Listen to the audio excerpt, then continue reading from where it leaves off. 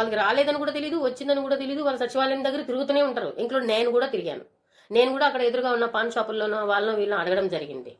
So ఎప్పుడు ఇదే problem చెప్తున్నారు. ఇట్లాంటివి ఈ ప్రాబ్లమ్స్ లేకుండా ప్రజలకి అవేర్నెస్ కల్పించిన తర్వాత వాళ్ళకి ఇలా చేస్తే ఇలా ఉంటది, ఇలా చేస్తే ఇలా జరుగుతుంది, దానికి కొంచెం టైం వ్యవధి ఉంటుంది. ఆ వ్యవధి వరకు మీరు వచ్చినా పర్వాలేదు, లేదా మా సిబ్బంది వచ్చి మీ దగ్గరకు వచ్చి చెప్పడం జరుగుతుందని మనం ఒక కార్యక్రమం. ఇప్పుడు ఏదైనా సరే మీరు సడన్ గా గ్రామాల్లో, మండలాల్లో, సిటీల్లో అనుకోండి పర్వాలేదు, ఏదో ఒక విధంగా ఆ పనిని చేయించుకుంటారు.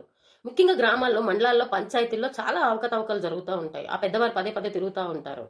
ట్యాక్స్ కడితే ఒక బాధ, కట్టకపోతే ఒక బాధ.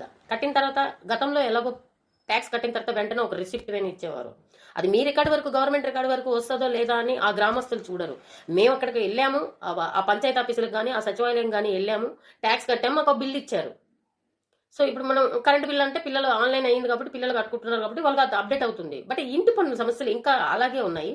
దయచేసి ఆ పంచాయతీ శాఖల్లో కానీ, ఆ సచివాలయ శాఖల్లో కానీ ఎవరైనా పెద్దవారు దీన్ని గమనించి ఆ శాఖకు సపోర్ట్ చేసి ఆ సచివాలయ సిబ్బంది ఇబ్బంది పడకుండా, అదేవిధంగా ట్యాక్స్ సచివాలయంకి వెళ్ళి కట్టినా కూడా రిసిప్ట్లు రాకుండా, మెసేజ్లు రాకుండా ఇబ్బందులు గురవుతున్నారు. దయచేసి గవర్నమెంట్, ఉప ముఖ్యమంత్రి గారు పవన్ కళ్యాణ్ గారు, అలాగే మన చంద్రబాబు నాయుడు గారు, లోకేష్ బాబు గారు, ప్రతి ఒక్కరు దీన్ని కొంచెం గమనించి ఆయా ఎమ్మెల్యేలతో కానీ ఈ కన్సల్ట్ చేసి ఈ ప్రాబ్లం చిన్న ప్రాబ్లం సార్, దీన్ని కూడా సాల్వ్ చేసుకోకపోతే ఎలా సార్?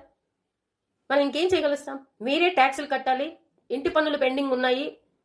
ఎన్నో వార్తల్లో, ఎన్నో పేపర్లో, ఎంతో సోషల్ మీడియాలో మనం ప్రతిరోజు నిత్యం చూస్తున్నాం. కట్టట్లేదు, కట్టిపించుకోండి అని సిబ్బందులు మీరు అడగడం జరుగుతుంది. వస్తున్నారు, కట్టించుకుంటున్నారు. బట్ మేమేం అడుగుతాం?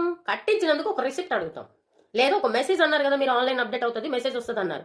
అదేనా సకాలంలో 20 రోజులకు వస్తుందా, 10 రోజులకు వస్తుందా, వారంలో వస్తుందా, నెల రోజుల్లో వస్తుందా? ఆ క్లారిటీ లేదు.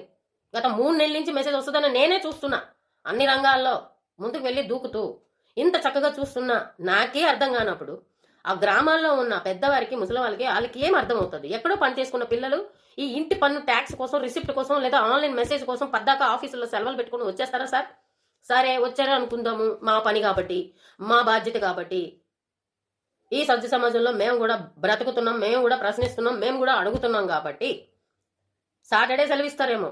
వర్కింగ్కి వెళ్ళిపోయిన పిల్లలకి సాటర్డే సెలవు ఇస్తారు. సాటర్డే మనకు సెలవు గవర్నమెంట్లో, సండే సెలవు, మండే మళ్ళీ వాడు డ్యూటీలో జాయిన్ అవ్వాలి, మళ్ళీ మండే మీరు డ్యూటీలో జాయిన్ అవ్వాలి. అంటే కమ్యూనికేషన్ గ్యాప్ వచ్చేస్తుంది. ఇక్కడ ఇబ్బందులు పడుతున్నాము. ఆన్లైన్ చేశారు, వెల్ గుడ్, సూపర్, సక్సెస్ కావాలి, 100% కోరుకుంటాం మేము కూడా. ఇంకా ప్రజలకి ఈ ఆన్లైన్ ప్రొసీజర్ కోసం ప్రజలకు మరికొంచెం అవగాహన కల్పిస్తే బాగుంటుందని కోరుకుంటున్నాను.